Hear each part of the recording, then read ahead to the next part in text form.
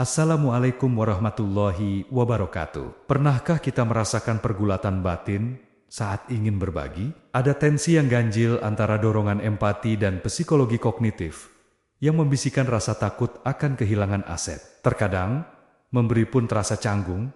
Kita khawatir bantuan kita justru melukai harga diri penerima atau lebih buruk lagi, hanya menjadi ajang validasi ego pribadi. Surah Al-Baqarah pada rangkaian ayat 261 hingga 274 menawarkan sebuah solusi melalui apa yang disebut sebagai arsitektur kedermawanan. Ini bukan sekadar panduan moral biasa, melainkan sebuah kurikulum komprehensif bagi jiwa. Al-Quran mendesain ulang konsep memberi dari sekadar transaksi materi menjadi sebuah seni tingkat tinggi yang melibatkan kecerdasan emosional, manajemen risiko spiritual, dan martabat manusia.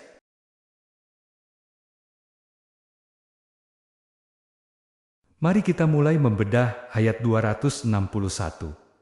مثل الذين ينفقون أموالهم في سبيل الله كمثل حبة أنبتت 7 سنابل في كل سنبلة 100 حبة والله يضاعف لمن يشاء والله واسع عليم. Perumpamaan, orang-orang yang menginfakkan hartanya di jalan Allah adalah seperti orang-orang yang menabur sebutir biji, benih yang menumbuhkan 7 tangkai. Pada setiap tangkai ada 100 biji. Allah melipat gandakan pahala bagi siapa yang Dia kehendaki. Allah Maha Luas, lagi Maha Mengetahui. Setelah Allah memaparkan dalil-dalil mengenai prinsip-prinsip ketuhanan dan hari kebangkitan, Allah kemudian melanjutkannya dengan penjelasan mengenai hukum-hukum syariat dan taklif yang pada ayat ini dikhususkan pada perintah menginfakkan harta. Perumpamaan ini berfungsi sebagai dorongan dan motivasi bagi umat beriman untuk membenarkan dan mendukung perjuangan Nabi Muhammad SAW baik dengan jiwa maupun harta demi meninggikan syariatnya. Selain itu, ayat ini juga mempertegas perbedaan yang nyata antara mukmin yang berinfak di jalan Allah dengan orang-orang kafir yang membelanjakan hartanya di jalan tagut. Terdapat dinamika pendapat di kalangan ulama mengenai batasan makna menginfakkan harta di jalan Allah dalam ayat ini. Sebagian ulama mengkhususkannya pada infak yang diperuntukkan secara spesifik bagi keperluan jihad di medan perang. Namun, terdapat pendapat lain yang lebih luas yang menyatakan bahwa maknanya mencakup semua pintu kebaikan. Pintu kebaikan ini sangat komprehensif, mencakup infak yang berstatus wajib maupun sunnah, biaya hijrah bersama Rasulullah, nafkah untuk diri sendiri, sedekah untuk orang lain, hingga pembelanjaan untuk berbagai kemaslahatan umum. Semuanya dihitung sebagai infak di jalan Allah. Karena jalan tersebut adalah agama Allah dan ketaatan kepadanya. Terkait perumpamaan 1 biji yang menghasilkan 7 tangkai dengan 100 biji di tiap tangkainya, muncul sebuah pertanyaan analitis. Apakah di dunia nyata ada 1 tangkai yang memuat hingga 100 biji? Ar-Razi memberikan 2 jawaban untuk menjawab keraguan ini secara makna atau konseptual. Tujuan utama dari ayat ini adalah menekankan tentang perolehan keuntungan yang berlipat ganda. Jika seorang manusia mengetahui ada sebuah benih yang mampu menghasilkan 700 biji, ia pasti tidak akan menyia-nyiakannya dan akan sangat antusias untuk menanamnya. Demikian pula, karena manusia mengetahui besarnya pahala di sisi Allah Subhanahu wa Ta'ala, maka orang yang berakal sehat tidak akan mengabaikan kesempatan untuk berinfak. Perumpamaan tentang 1 tangkai berisi 100 biji ini tetap dapat diterima secara akal sehat, terlepas dari apakah sifat fisiknya benar-benar dapat ditemukan di dunia atau tidak. Secara fakta, bukti dari perumpamaan tersebut nyatanya bisa ditemukan dan memiliki saksi di alam nyata, seperti pada jenis tanaman millet atau jawawut yang secara alamiah tangkainya dapat menghasilkan biji dalam jumlah yang sangat banyak. Ayat ini dilanjutkan dengan kalimat, dan Allah melipat gandakan pahala bagi siapa yang Dia kehendaki. Penggalan ini menunjukkan bahwa kemurahan Allah tidak terbatas dan berhenti pada angka 700 kali lipat saja, melainkan menegaskan kuantitas pelipat gandaan yang sangat tak terhingga. Allah berkuasa melipat gandakan pahala bagi setiap orang yang berinfak, atau Dia dapat melebihkan pelipat gandaan pahala bagi sebagian orang dibandingkan yang lain. Berdasarkan tingkat keikhlasan di dalam hati mereka, pelipat gandaan ini merupakan bentuk karunia dan kebaikan Allah untuk menjadikan ketaatan hambanya dibalas dengan penerimaan dan pahala yang jauh lebih besar. Kita lanjut bedah makna ayat 262. الذين ينفقون أموالهم في سبيل الله ثم لا يتبعون ما أنفقوا منا ولا أذى لهم أجرهم عند ربهم ولا خوف عليهم ولا هم يحزنون.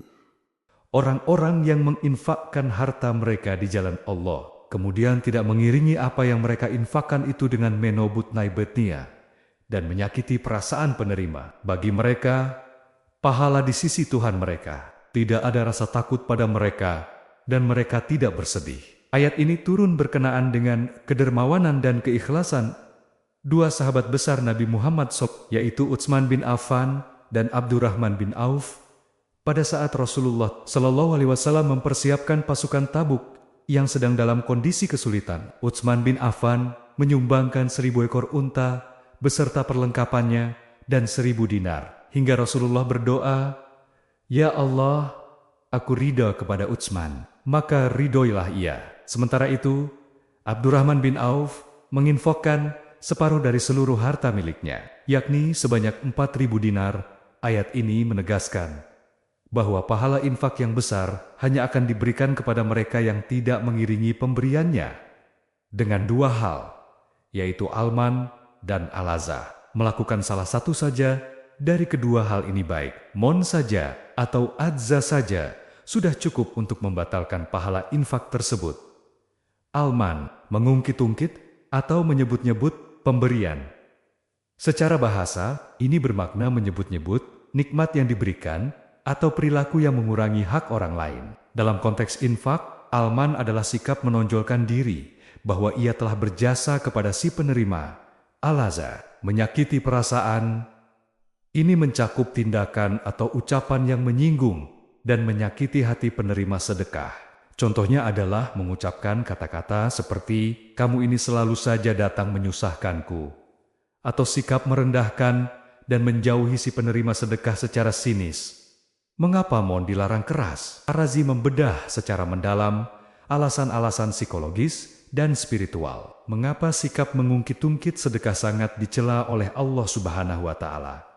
Melukai hati yang sudah rapuh, seseorang yang fakir menerima sedekah dengan hati yang hancur atau terpaksa karena himpitan kebutuhan. Jika pemberi mengungkit-ungkit pemberiannya, ia sedang menghancurkan hati sang penerima lebih dalam lagi. Sehingga niat baik sedekah justru berubah menjadi bahaya dan rasa sakit emosional. Sikap suka mengungkit pemberian membuktikan bahwa si pemberi sebenarnya mengharapkan penghormatan dan popularitas di mata manusia, bukan ikhlas karena Allah Subhanahu wa Ta'ala.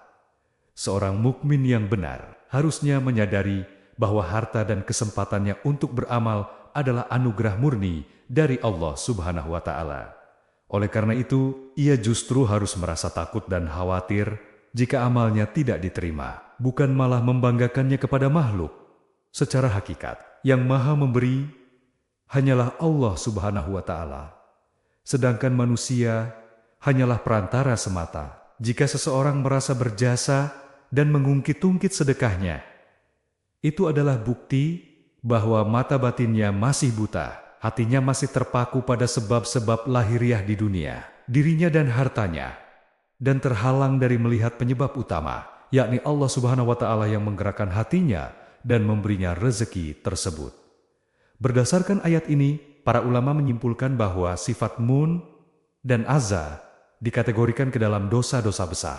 Alasannya logis, karena kedua perbuatan ini memiliki daya rusak yang luar biasa, yakni mampu menghancurkan dan menggugurkan pahala ketaatan, infak yang sangat agung.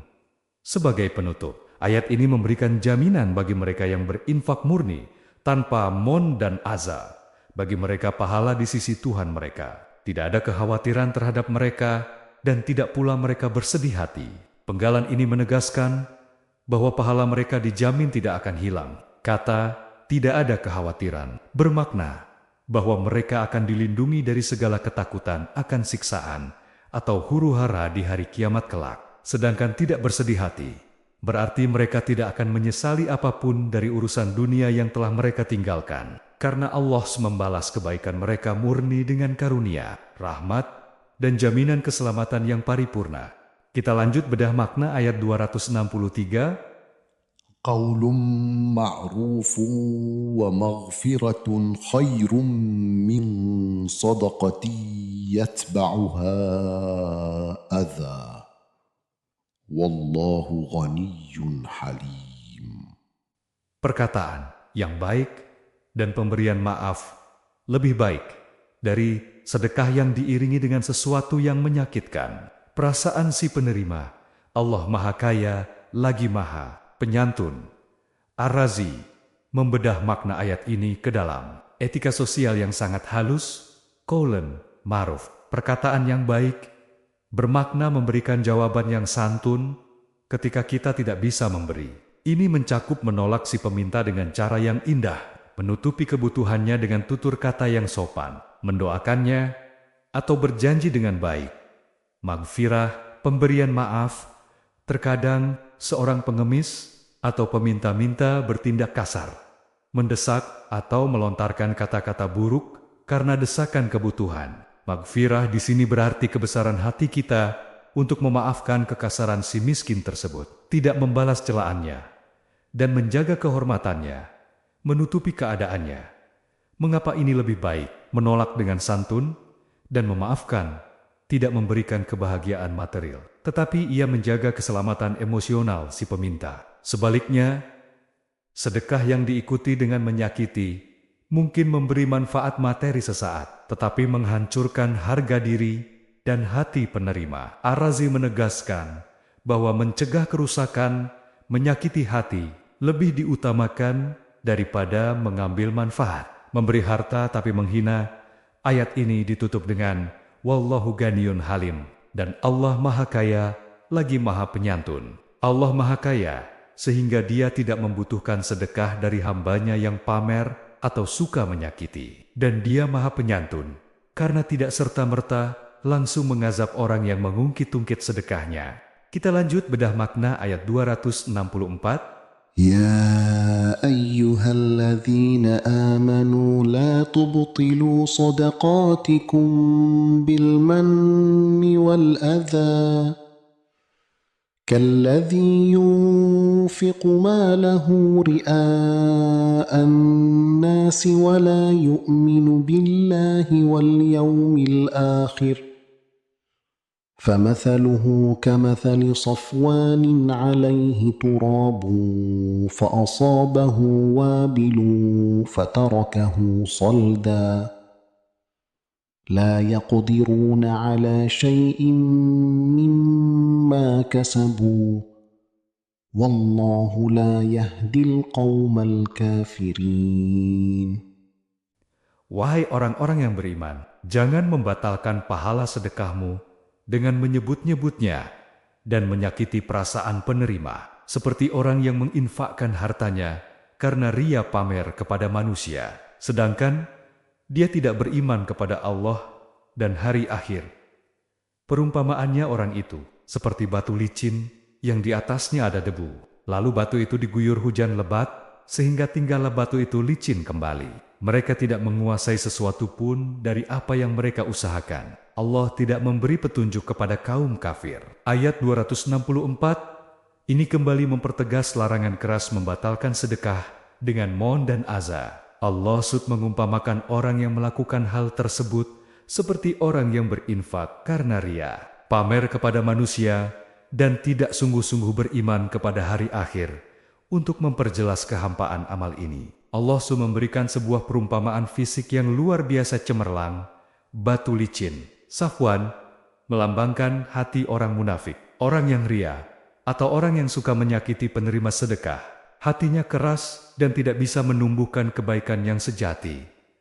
Debu atau tanah, turab, melambangkan wujud lahiriah dari sedekah atau amal perbuatan mereka yang terlihat oleh manusia seolah-olah bernilai dan bisa ditanami kebaikan. Hujan lebat, wabil. Di alam nyata, hujan seharusnya menumbuhkan tanaman di atas tanah. Namun, karena tanah itu hanya lapisan tipis di atas batu licin, hujan lebat tersebut justru menyapu bersih tanahnya hingga tak bersisa. Ar-Razi menafsirkan hujan lebat ini sebagai wujud dari sikap Mon dan Adza itu sendiri, atau hari kiamat kelak yang akan menghapus habis seluruh fata morgana amal kebaikan mereka. Di akhirat, mereka tidak mendapati pahala apapun. Mereka tidak menguasai sesuatu pun dari apa yang mereka usahakan. Kita lanjut, bedah makna. Ayat 265. وَمَثَلُ الَّذِينَ يُنْفِقُونَ أَمْوَالَهُمُ ابْتِغَاءَ مَرْضَاتِ اللَّهِ وَتَثْبِيتًا مِنْ أَنْفُسِهِمْ كَمَثَلِ جَنَّةٍ بِرَبْوَةٍ أَصَابَهَا وَابِلٌ فَآتَتْ أُكُلَهَا ضِعْفَيْنِ فَإِنْ لَمْ يُصِبْهَا وَابِلٌ فَطَلٌّ وَاللَّهُ بِمَا تَعْمَلُونَ بَصِيرٌ. Perumpamaan orang-orang yang menginfakkan harta mereka untuk mencari ridho Allah dan memperteguh jiwa mereka adalah seperti sebuah kebun di dataran tinggi yang disiram oleh hujan lebat. Lalu kebun itu menghasilkan buah-buahan 2 kali lipat. Jika hujan lebat tidak menyiraminya, hujan gerimis pun memadai. Allah Maha melihat apa yang kamu kerjakan. Sebagai kontras dari ayat 264. Ayat 265 memberikan perumpamaan bagi orang-orang mukmin sejati.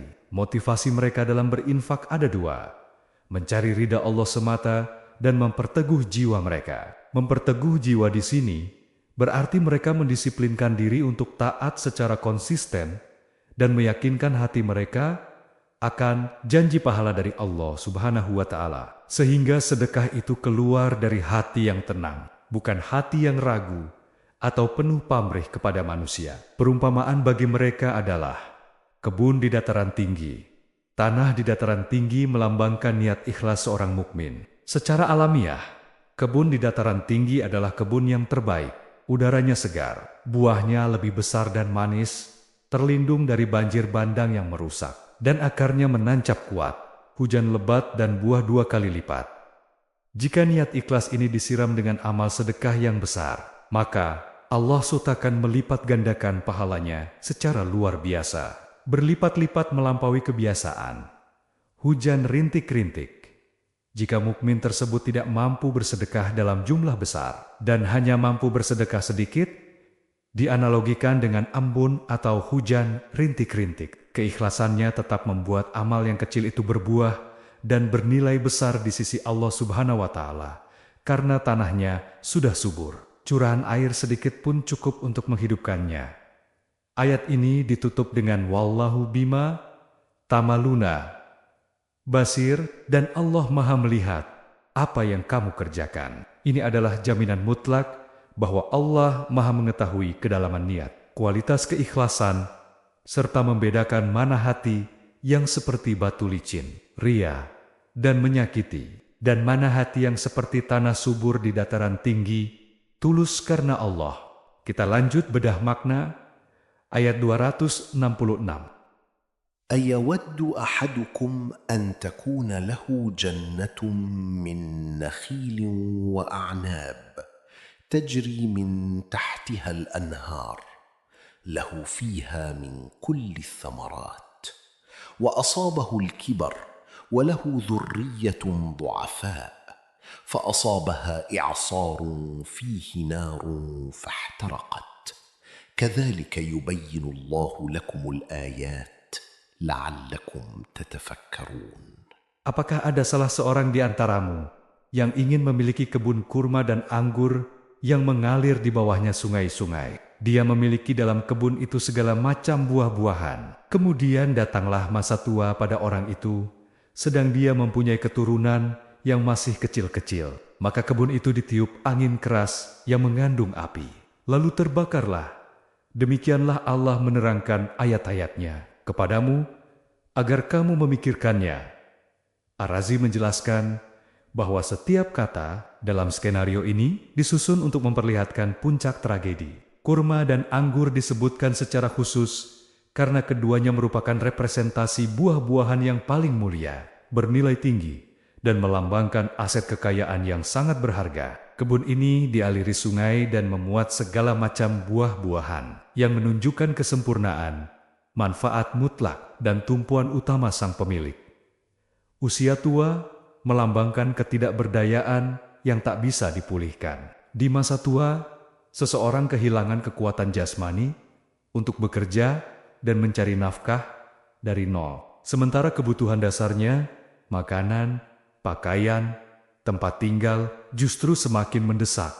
Keturunan yang lemah, penderitaan sang kakek dilipat gandakan. Ia tidak hanya sendirian menanggung hidup, melainkan memiliki anak-anak yang masih kecil dan lemah. Ketergantungan keluarga yang tak berdaya ini kepadanya menambah kecemasan dan himpitan mental. Angin puyuh berapi. Secara tiba-tiba, datanglah angin puting beliung yang tidak hanya merobohkan, tetapi juga membawa pusaran api yang menghanguskan seluruh kebun itu dalam sekejap tanpa sisa. Tragedi kebangkrutan di hari kiamat. Ar-Razi mengajak kita menyelami kedalaman psikologis dari perumpamaan ini. Bayangkan kepedihan, penyesalan mendalam, dan kebingungan yang dialami kakek tersebut saat melihat satu-satunya sumber kehidupannya hangus. Kesedihannya muncul dari 3 arah sekaligus. Ia kehilangan harta berharga. Ia sangat butuh, tapi sudah tidak punya tenaga untuk menanam kembali. Dan ia melihat anak kanennya menuntut nafkah tanpa ia bisa memberikan apa-apa. Inilah potret paling akurat mengenai keadaan orang yang membatalkan pahala sedekahnya dengan mengungkit-ungkit, dan aza menyakiti penerima. Hari kiamat, masa tua renta, di akhirat kelak, manusia berada dalam kondisi paling rentan dan mutlak membutuhkan pahala amal kebaikan sekecil apapun untuk selamat. Di fase itu, pintu amal sudah ditutup. Manusia tak lagi memiliki kekuatan atau kesempatan untuk kembali ke dunia demi beribadah. Sama seperti kakek tua yang tak kuat lagi bertani. Kebun yang terbakar, amal yang dihanguskan ego, sedekah dalam jumlah besar yang awalnya ia kira akan menyelamatkannya di akhirat. Seperti kebun yang indah, tiba-tiba hangus tak bersisa di pengadilan Allah Subhanahu wa Ta'ala. Angin puyuh berapi itu adalah wujud dari dosa kesombongan, sifat suka, mengungkit-ungkit, dan ucapan yang merendahkan penerima sedekah, penyesalan abadi, rasa sakit, syok, dan putus asa orang tersebut di akhirat akan jauh melampaui penderitaan kakek yang kebunnya terbakar di dunia. Karena kebangkrutan di akhirat bersifat final dan abadi. Ayat ini ditutup dengan kalimat teguran. Demikianlah Allah menerangkan ayat-ayatnya kepada kamu, supaya kamu memikirkannya. Di sini, Allah menyuruh manusia untuk berpikir menggunakan logika dasarnya. Jika di dunia ini tidak ada satupun orang berakal yang rela melihat kebun penyambung nyawanya terbakar saat ia sedang tua renta, lantas mengapa ada mukmin yang dengan sadar membakar pahala amalnya sendiri untuk akhirat yang abadi hanya demi memuaskan ego sesaat dengan cara pamer atau merendahkan orang miskin? Ayat ini menjadi benteng spiritual yang kuat agar setiap sedekah dan ketaatan dijaga murni karena Allah Subhanahu wa Ta'ala, tanpa setitik pun arogansi yang dapat menghanguskannya. Kita lanjut bedah makna ayat 267. Ya ayyuhalladzina amanu anfiqu min tayyibati ma kasabtum wa mimma akhrajna lakum minal ard wa la tayammamul khabitha minhu tunfiqun wa lastum biakhidhihi illa an tughmidu fihi wa'lamu annallaha ghaniyyun hamid. Wahai orang-orang yang beriman, infakkanlah sebagian dari hasil usahamu yang baik-baik dan sebagian dari apa yang kami keluarkan dari bumi untukmu. Janganlah kamu memilih yang buruk untuk kamu infakkan, padahal kamu tidak mau mengambilnya.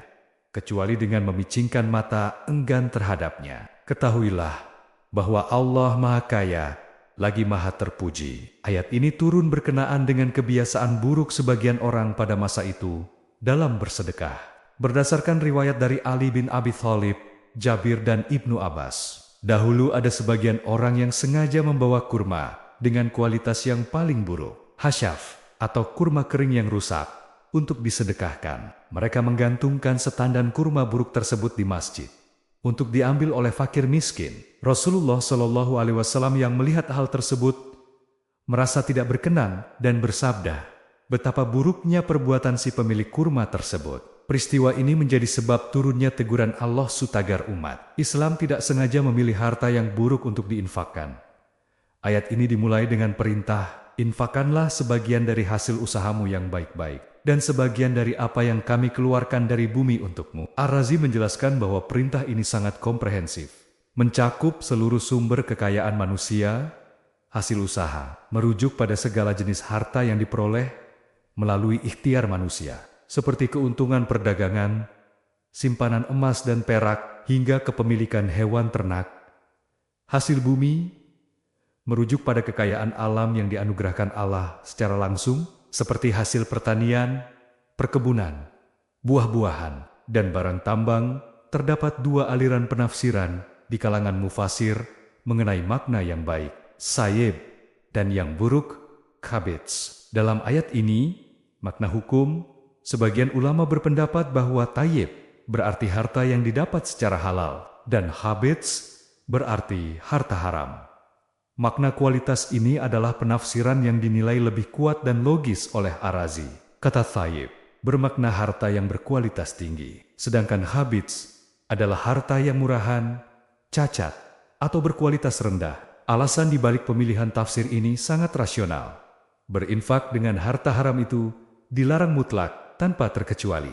Sedangkan konteks ayat ini lebih menyoroti perilaku seseorang yang enggan memberikan harta terbaiknya dan justru menyisihkan barang-barang sisa atau afkir untuk Allah SWT dan orang miskin. Allah SWT memberikan standar psikologis yang sangat tajam untuk menguji ketulusan sedekah manusia dengan kalimat, dan janganlah kamu memilih yang buruk untuk kamu infakkan, padahal kamu sendiri tidak mau mengambilnya, melainkan dengan memicingkan mata terhadapnya. Secara bahasa, ihmad berarti memejamkan mata atau merendahkan pandangan. Kiasan ini menggambarkan reaksi psikologis seseorang yang diberikan barang cacat atau berkualitas rendah. Ia hanya mau menerimanya dengan rasa enggan, toleransi yang dipaksakan, atau sambil tutup mata terhadap kecacatan barang tersebut. Melalui ayat ini, Allah menetapkan aturan emas dalam kedermawanan.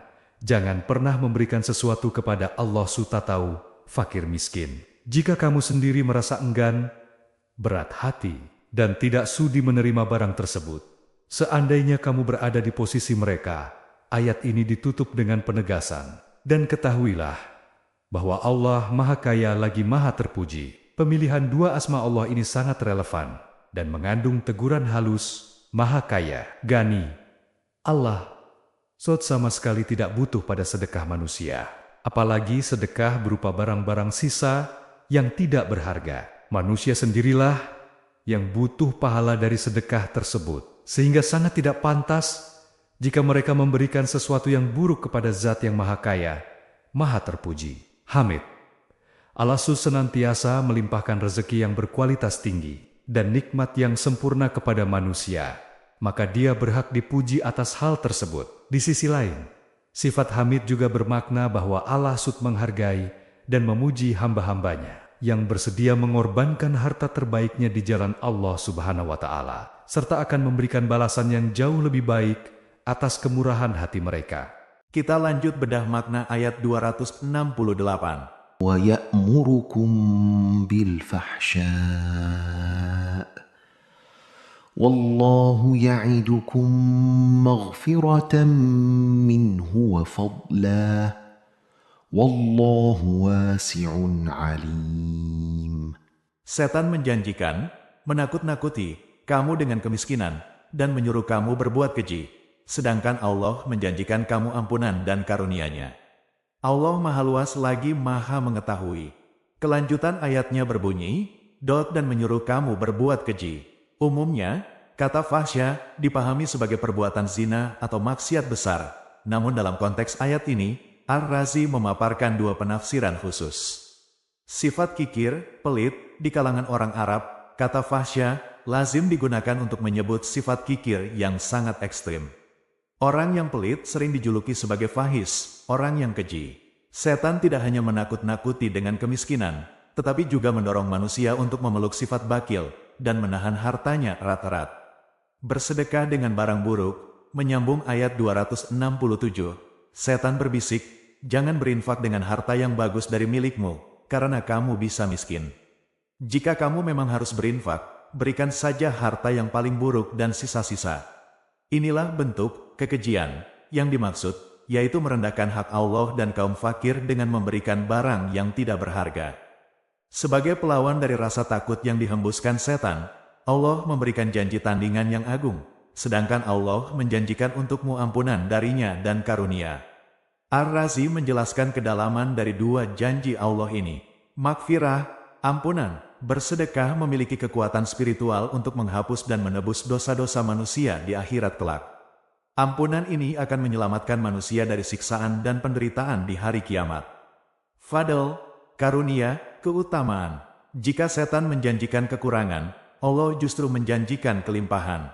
Karunia, fadl, di sini bermakna penggantian, khalaf, di dunia, di mana harta yang diinfakkan tidak akan pernah benar-benar berkurang, melainkan diganti dengan rezeki lain yang lebih berkah, serta tambahan pahala dan kenikmatan yang tidak terputus di akhirat. Hal ini senada dengan doa malaikat yang memohon agar Allah memberikan ganti kepada orang yang berinfak. Ar-Razi mengangkat sebuah refleksi spiritual bahwa ayat ini pada hakikat sedang menguji kejujuran iman seseorang. Dalam hati manusia selalu ada tarikan dari dua arah, tarikan setan yang memicu kecemasan dan kikir, serta ilham malaikat yang mengajak pada kedermawanan dan keyakinan kepada Allah. Jika seseorang dikuasai oleh cinta dunia dan hawa nafsu, ia akan lebih mudah membenarkan janji setan dan menjadi pelit. Namun, orang yang beriman sejati akan menepis ketakutan tersebut karena ia tahu janji Allah pasti ditepati, sementara ancaman setan hanyalah ilusi semata. Ayat ini kemudian ditutup dengan kalimat, Wallahu wasiun, alim, dan Allah maha luas, karunia-Nya, lagi maha mengetahui. Sifat maha luas, wasi, menegaskan bahwa kekayaan Allah tidak bertepi, sehingga sangat mudah baginya untuk mengganti harta hambanya yang disedekahkan dengan balasan berkali-kali lipat. Sementara maha mengetahui, alim, menunjukkan bahwa Allah melihat setiap niat tulus di dalam hati hambanya yang sedang berusaha melawan bisikan setan demi mencari keridhaannya. Kita lanjut bedah ayat 269. Yu'til hikmata man yasha' wa man الحكمة فقد أوتي خيرا كثيرا وما يذكر إلا أولو الألباب. Allah menganugerahkan al-hikmah kepada siapa yang Dia kehendaki. Dan barang siapa yang dianugerahi al-hikmah itu, ia benar-benar telah dianugerahi karunia yang banyak. Dan hanya orang-orang yang berakal, ulul albab, yang dapat mengambil pelajaran. Ar-Razi menjelaskan bahwa penyebutan al-hikmah pada ayat ini sangat berkaitan erat dengan ayat 268 sebelumnya. Pada ayat 268, Allah memaparkan bahwa setan menakut-nakuti manusia dengan kemiskinan dan menyuruh berbuat kikir, sedangkan Allah menjanjikan ampunan dan karunia. Mengikuti bisikan setan yang didasari oleh kecintaan pada harta dan hawa nafsu adalah puncak kebodohan dan ketertipuan. Sebaliknya, membenarkan janji Allah, meyakini keutamaan infak, dan mengabaikan ilusi ketakutan dari setan merupakan bukti dari kecerdasan sejati dan akal yang sehat. Inilah mengapa Allah langsung menyebutkan al-hikmah setelah ayat tersebut, sebagai penegasan bahwa kedermawanan dan keikhlasan berinfak adalah wujud nyata dari kebijaksanaan tertinggi, hikmah, yang membebaskan manusia dari perbudakan hawa nafsu. Terdapat dinamika penafsiran di kalangan mufasir mengenai apa sebenarnya hakikat dari al-hikmah itu. Ar-Razi menguraikan beberapa pandangan utama.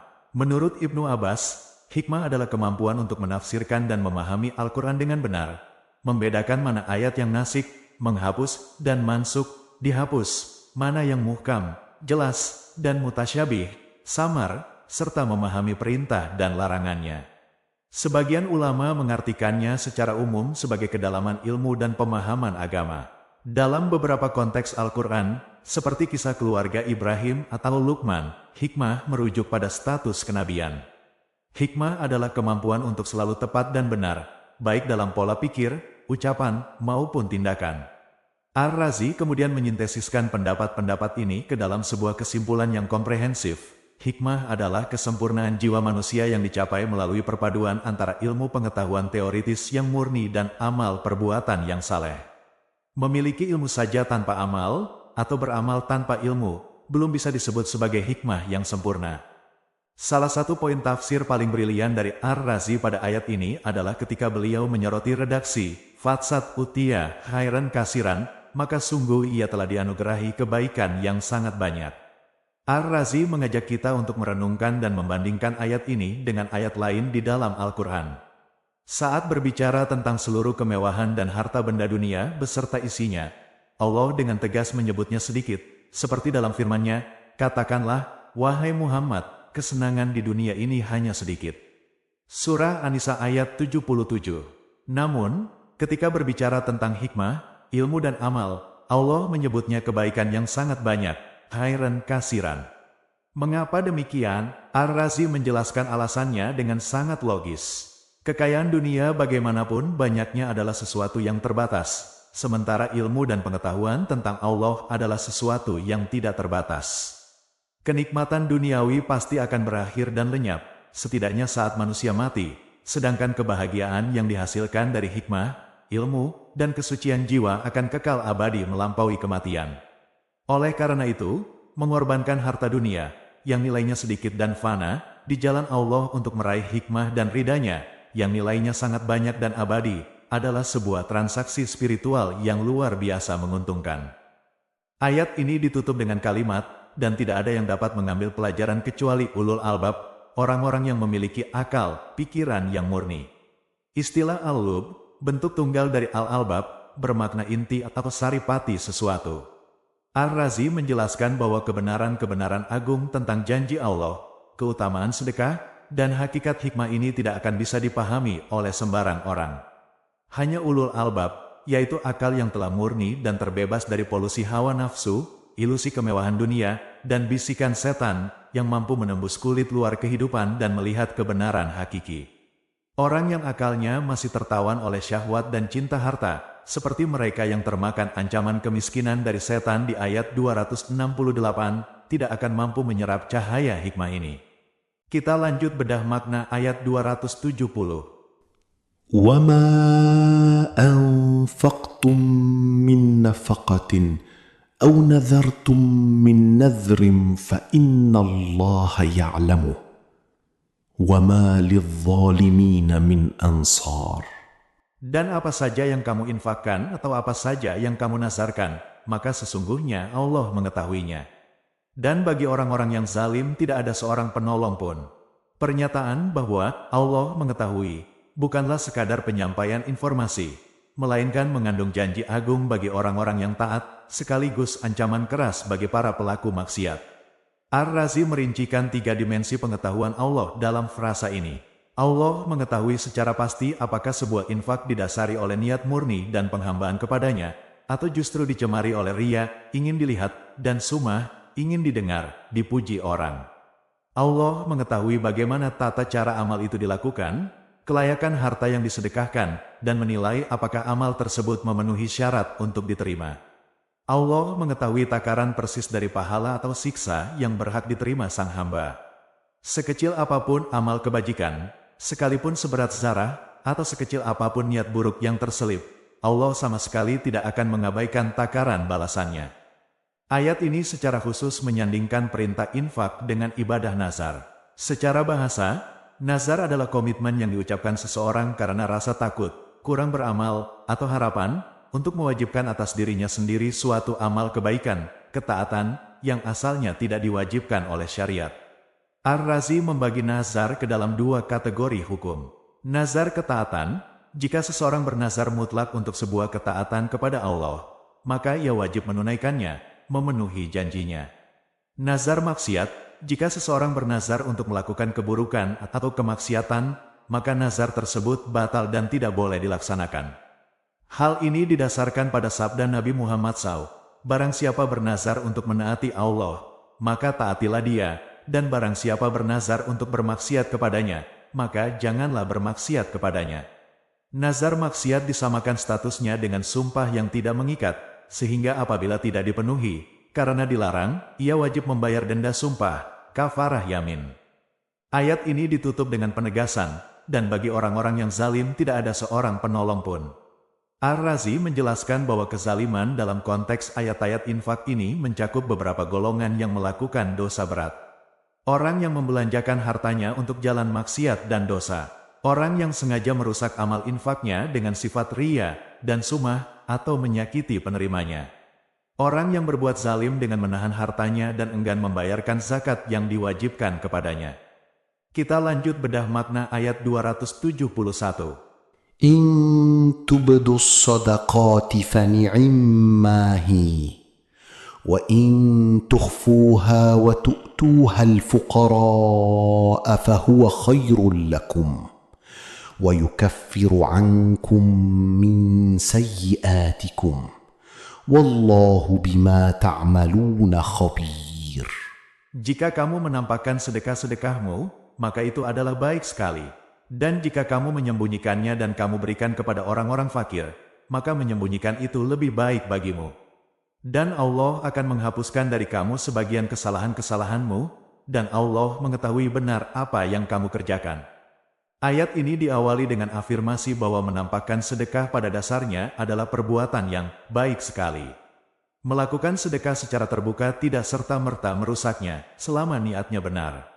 Namun, Allah langsung memberikan perbandingan bahwa menyembunyikannya dan memberikannya secara rahasia kepada kaum fakir adalah lebih baik bagi si pemberi. Pernyataan bahwa sembunyi-sembunyi itu lebih baik memunculkan diskusi panjang di kalangan ulama mengenai jenis sedekah apa yang dimaksud. Ar-Razi menguraikan pandangan mayoritas ulama yang membedakan antara yang wajib dan yang sunnah. Sedekah wajib, zakat, melakukannya secara terang-terangan dinilai lebih afdal. Alasannya adalah untuk membebaskan diri dari tuduhan, agar tidak disangka pelit atau melalaikan kewajiban agama, serta untuk memberikan teladan, syiar, agar orang kaya lainnya ikut terdorong membayar zakat. Sedekah sunnah, tahu, melakukannya secara sembunyi-sembunyi dinilai jauh lebih utama. Pada sedekah sunnah, tidak ada kewajiban yang dipertanyakan oleh masyarakat, sehingga menyembunyikannya akan menjauhkan sang hamba dari penyakit pamer dan keinginan untuk dipuji. Meski demikian, Ar-Razi juga mengutip pendapat Al-Hasan Al-Basri yang memegang teguh keumuman ayat ini, bahwa menyembunyikan sedekah, baik yang wajib maupun sunnah, adalah lebih utama secara mutlak. Ar-Razi membedah alasan-alasan sosial dan psikologis mengapa Islam sangat mengunggulkan sedekah yang dirahasiakan. Beliau merumuskan setidaknya 5 bahaya atau kerugian, madarat, dari sedekah yang dipamerkan, yang bisa dihindari jika kita menyembunyikannya. Sedekah yang disembunyikan memastikan kemurnian niat murni karena Allah, dan menutup rapat pintu masuk setan untuk meniupkan riya di hati. Secara naluriah, orang fakir merasa malu jika kefakirannya dipertontonkan. Menampakkan sedekah berarti mempermalukan dan melukai kehormatan mereka di depan umum. Jika orang lain melihat si fakir menerima sedekah besar secara terbuka, masyarakat mungkin mengira kebutuhannya sudah terpenuhi, sangkaan bahwa ia telah kaya, cukup. Akibatnya, orang lain akan berhenti membantunya, padahal kebutuhannya mungkin masih banyak. Terkadang, sedekah yang dipertontonkan justru mengundang komentar negatif, atau gunjingan dari orang banyak yang meragukan kepantasan si penerima untuk mendapatkan sedekah tersebut. Di dalam sebuah perkumpulan sesama orang fakir, jika satu orang menerima sedekah secara terbuka dan tidak membagikannya kepada yang lain, hal itu akan menimbulkan kecemburuan, rasa iri, dan ketidaknyamanan di antara sesama mereka. Berdasarkan alasan-alasan ini, Ar-Razi menyimpulkan bahwa sedekah sembunyi-sembunyi bukan hanya bentuk penyelamatan diri dari riya, tetapi juga bentuk empati dan perlindungan sosial yang luar biasa bagi si penerima miskin. Ayat ini menjanjikan, dan Allah akan menghapuskan dari kamu sebagian kesalahan-kesalahanmu. Ar-Razi menjelaskan sebuah korelasi linguistik dan teologis yang sangat indah di sini. Kata takfir, penghapusan dosa, berarti menutupi atau menyembunyikan sesuatu, seperti baju zirah yang menutupi tubuh prajurit. Di sini terdapat simetri balasan yang sempurna dari Allah, karena sang hamba bersusah payah menutupi amal kebaikannya dari pandangan manusia demi menjaga keikhlasan, maka sebagai balasannya Allah akan menutupi dan menghapus dosa-dosanya di hari kiamat kelak. Ayat ini kemudian ditutup dengan kalimat, dan Allah Maha mengetahui apa yang kamu kerjakan, sebagai jaminan puncak bahwa amal yang disembunyikan serapat apapun di bumi, sama sekali tidak tersembunyi dari pengetahuan Allah. Kita lanjut bedah makna ayat 272. ليس عليك هداهم ولكن الله يهدي من يشاء وما تنفقوا من خير فلأنفسكم وما تنفقون إلا ابتغاء وجه الله وما تنفقوا من خير يوفى إليكم وأنتم لا تظلمون. Bukanlah kewajibanmu Nabi Muhammad menjadikan mereka mendapat petunjuk, tetapi Allah lah yang memberi petunjuk kepada siapa yang Dia kehendaki. Kebaikan apapun yang kamu infakkan, manfaatnya untuk dirimu sendiri. Kamu orang-orang mukmin tidak berinfak kecuali karena mencari ridho Allah.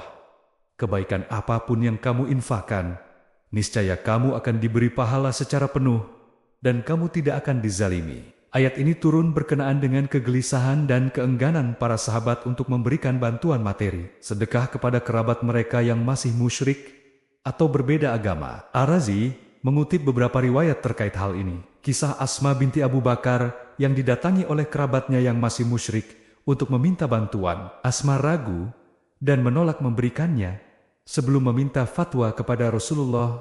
Kisah orang-orang Ansar yang memiliki kerabat dari kalangan Yahudi. Sebelumnya mereka sering saling membantu. Namun setelah memeluk Islam, orang-orang Ansar menahan sedekahnya dengan harapan rasa lapar dan kebutuhan ekonomi akan memaksa kerabat mereka tersebut untuk memeluk agama Islam. Merespons praktik sedekah bersyarat ini, Allah Subhanahu wa Ta'ala menurunkan ayat 272 yang dengan tegas melarang menggunakan bantuan kemanusiaan sebagai alat paksaan untuk memeluk Islam. Ayat ini diawali dengan teguran lembut sekaligus pembebasan beban psikologis, khususnya bagi Nabi Muhammad SAW dan kaum muslimin secara umum. Tugas seorang rasul maupun umat Islam hanyalah menyampaikan kebenaran, serta berbuat baik. Kesedihan dan ambisi yang menggebu-gebu dari Nabi Muhammad SAW agar seluruh manusia beriman adalah wujud kasih sayangnya. Namun Allah Subhanahu wa Ta'ala mengingatkan bahwa membolak-balikan hati dan memberikan hidayah sepenuhnya adalah hak prerogatif Allah SWT. Oleh karena itu, menahan sedekah dengan niat agar seseorang terpaksa masuk Islam adalah tindakan yang tidak tepat dan tidak dibenarkan. Allah kemudian meluruskan paradigma umat Islam dalam berinfak. Ar-Razi menjelaskan bahwa amal kebaikan dan sedekah itu pada hakikatnya adalah untuk keuntungan si pemberi. Jika seseorang berinfak dengan niat tulus karena Allah Subhanahu wa Ta'ala, pahala dan manfaat spiritualnya akan kembali kepadanya, tanpa memandang apakah si penerima beragama Islam, Yahudi, atau musyrik. Menolong sesama manusia yang sedang dalam kesulitan adalah ketaatan tersendiri. Penafsiran ayat ini memunculkan pembahasan hukum fikih yang penting mengenai status pemberian harta kepada non-muslim. Apakah ayat ini berarti non-muslim berhak menerima segala jenis zakat? Razi menegaskan adanya kesepakatan, ijma para ulama, bahwa ayat ini secara khusus berlaku untuk sedekah, sunnah, tatawu, zakat,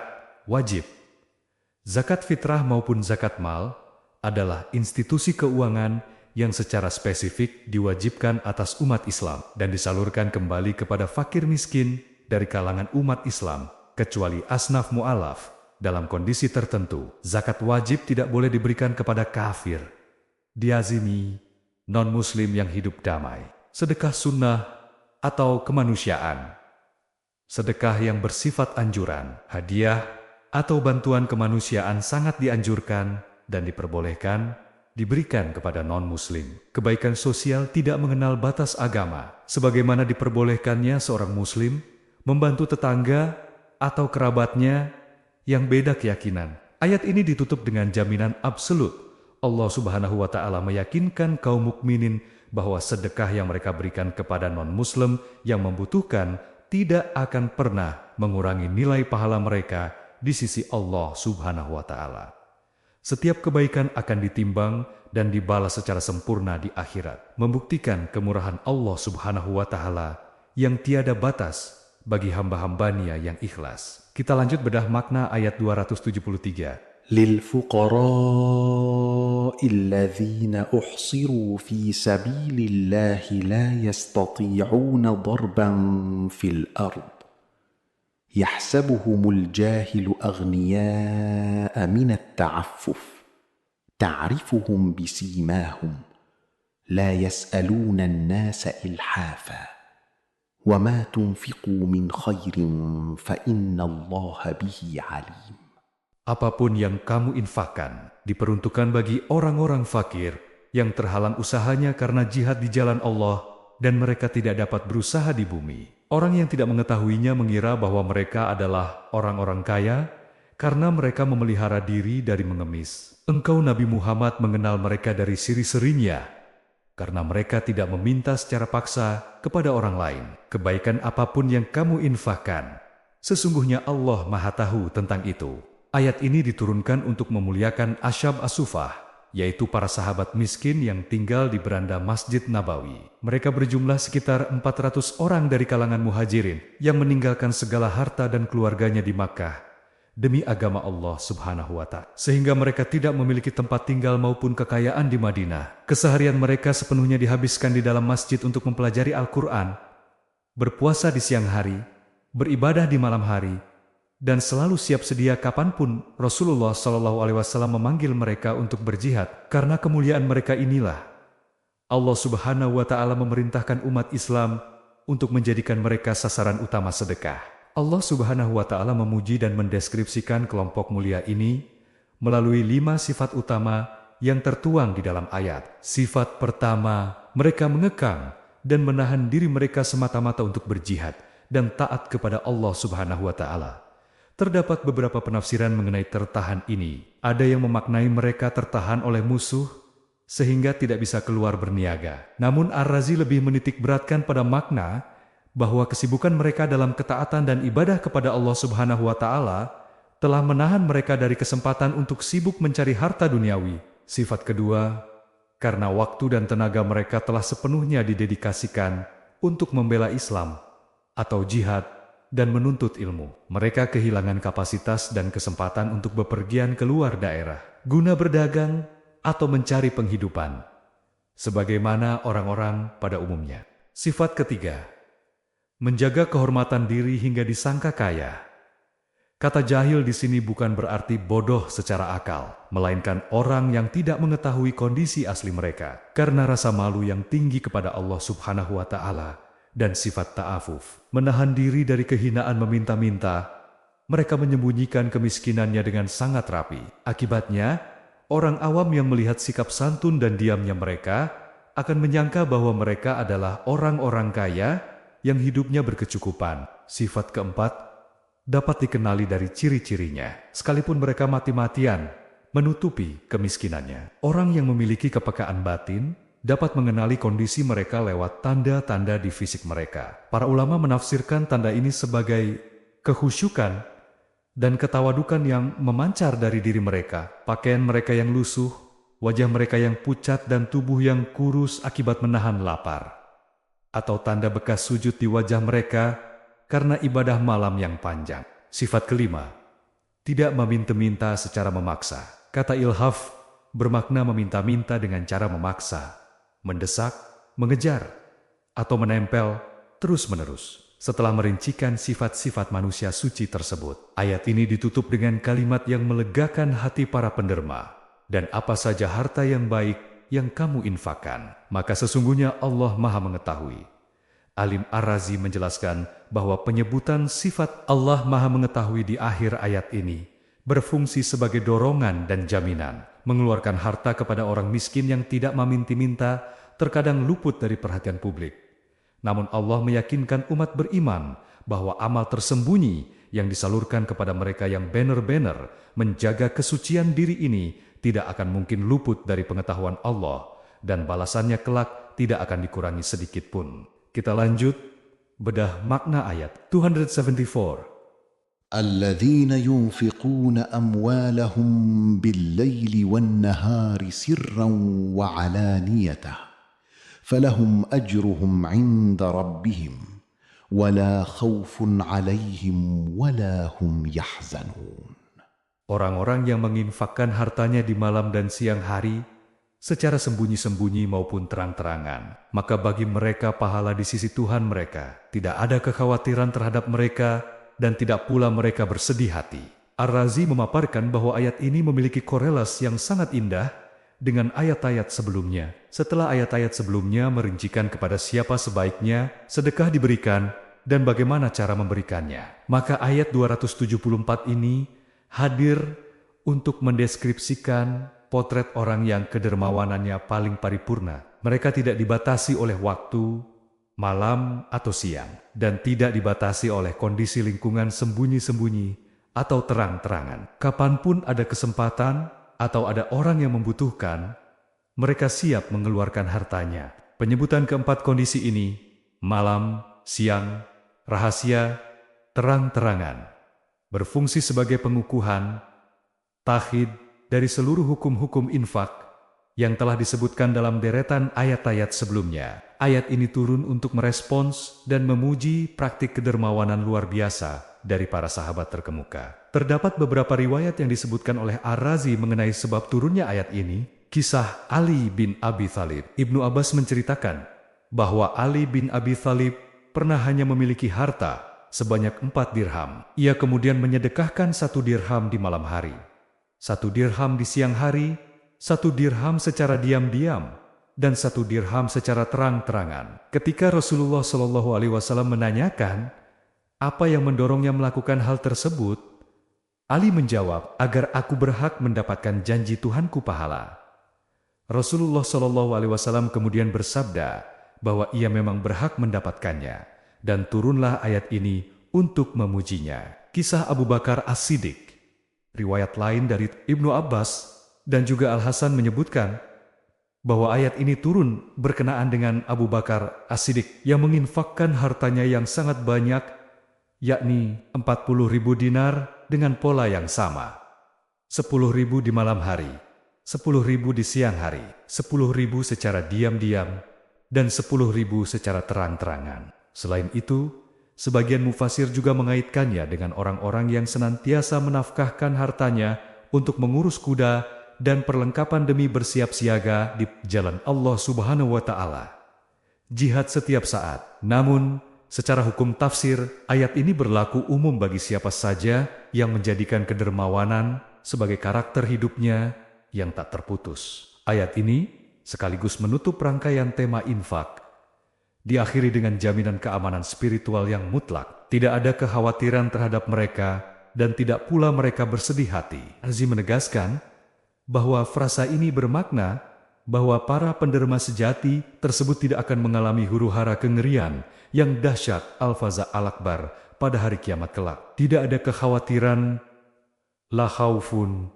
Mereka dibebaskan dari rasa cemas terhadap azab atau nasib buruk di masa depan atau akhirat. Tidak bersedih hati, wallahum yahzanun. Mereka tidak akan menyesali atau bersedih atas harta duniawi yang telah mereka korbankan, maupun urusan dunia yang mereka tinggalkan, karena mereka telah melihat balasan yang jauh lebih agung dan sempurna di sisi Tuhan mereka.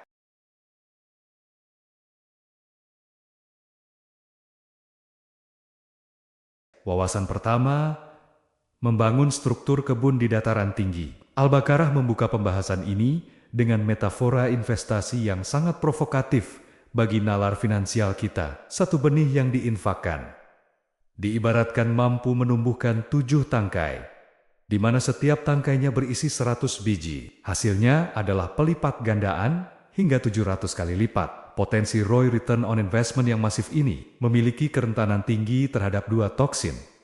Alman, mengungkit-ungkit pemberian, dan alaza, menyakiti perasaan penerima. Kedermawanan yang disusupi penyakit pamer atau ria dan kesombongan, diumpamakan seperti debu di atas batu licin, safwan, yang tersapu bersih tak bersisa, saat ditimpa hujan lebat. Tidak ada substansi yang tertinggal. Sebaliknya, kedermawanan yang tulus dipotretkan sebagai Rabuah, sebuah kebun di dataran tinggi yang sangat produktif. Kebun ini memiliki struktur akar dan tanah yang begitu kuat, sehingga ia tetap tumbuh subur dan berbuah lebat, baik saat disiram hujan deras maupun hanya terkena gerimis tipis. Di sini, Islam menekankan bahwa kemurnian niat adalah fondasi yang menentukan apakah bangunan amal kita akan hancur tersapu air atau justru tumbuh menjadi ekosistem yang resilient. Wawasan kedua, tragedi kebun yang terbakar. Sebelum melangkah lebih jauh, ayat 266 menyajikan sebuah analogi manajemen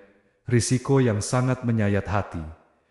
Sebuah peringatan bagi kita yang merasa sudah memiliki banyak tabungan amal. Bayangkan seorang kakek tua renta yang memiliki anak-anak yang masih lemah dan bergantung padanya. Satu-satunya aset yang ia miliki untuk menjamin masa depan mereka adalah sebuah kebun kurma dan anggur yang indah. Namun, tiba-tiba sebuah puting beliung api menghanguskan kebun itu hingga menjadi abu.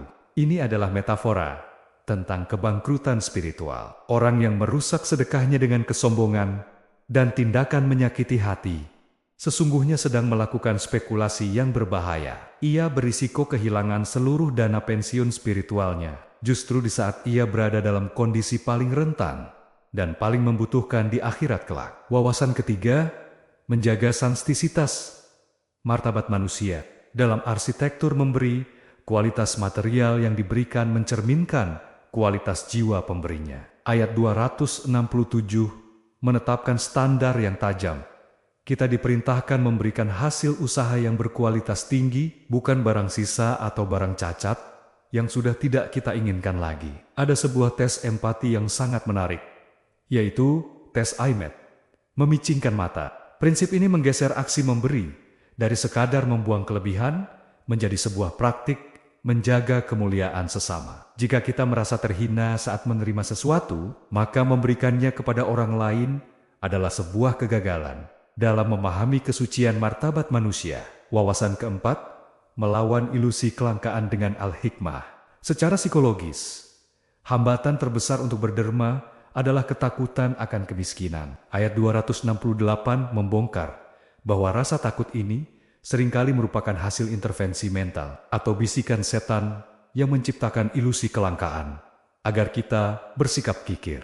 Disinilah peran al-hikmah, kebijaksanaan, pada ayat 269 menjadi krusial. Dalam perspektif ekonomi spiritual, al-hikmah adalah kemampuan untuk melihat melampaui angka-angka nominal. Orang yang memiliki hikmah memahami sebuah kontradiksi yang indah, bahwa akumulasi harta dunia yang fana sebenarnya bernilai sedikit, sedangkan pemahaman akan kebenaran ilahi dan kemurahan hati adalah kekayaan yang melimpah. Hikmah memungkinkan kita melakukan pivot dari mentalitas takut kekurangan menuju kepercayaan pada kelimpahan karunia dari Tuhan. Wawasan kelima, memburu si miskin yang tersembunyi.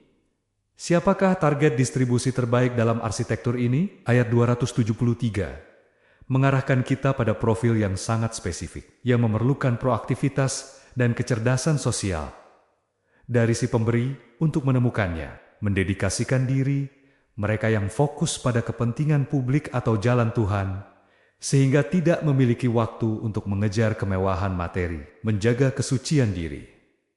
Mereka tampak seperti orang kaya di mata orang awam karena keanggunan mereka dalam menyembunyikan kesulitan. Anti-eksploitasi emosi. Mereka tidak pernah meminta-minta dengan cara mendesak atau memaksa. Menemukan kelompok ini bukan tugas pasif. Ini adalah sebuah keterampilan. Itulah sebabnya strategi memberi secara rahasia, ikhfa, menjadi sangat relevan. Memberi secara tersembunyi bukan hanya tentang melindungi keikhlasan kita, tetapi merupakan tindakan perlindungan terhadap harga diri mereka yang sangat menjaga martabatnya. Sebagai kesimpulan, seluruh arsitektur kedermawanan ini mencapai puncaknya pada ayat 274 yang menggambarkan profil penderma paripurna, mereka yang memberi siang dan malam secara rahasia maupun terbuka. Sebagai penutup, Allah Subhanahu wa Ta'ala memberikan sebuah garansi keamanan emosional yang tidak bisa ditawarkan oleh lembaga keuangan manapun. Penghapusan rasa takut akan masa depan dan kesedihan atas masa lalu. Bagi mereka yang telah menguasai arsitektur memberi ini, kekayaan bukan lagi beban dan kehilangan bukan lagi ancaman. Jika memberi ternyata adalah mekanisme untuk menyembuhkan hati kita sendiri dan memerdekakan kita dari ilusi ketakutan, sebuah pertanyaan reflektif muncul. Siapakah yang sebenarnya paling terbantu saat kita berderma? Terima kasih sudah menyimak. Sampai jumpa di video berikutnya. Assalamualaikum warahmatullahi wabarakatuh.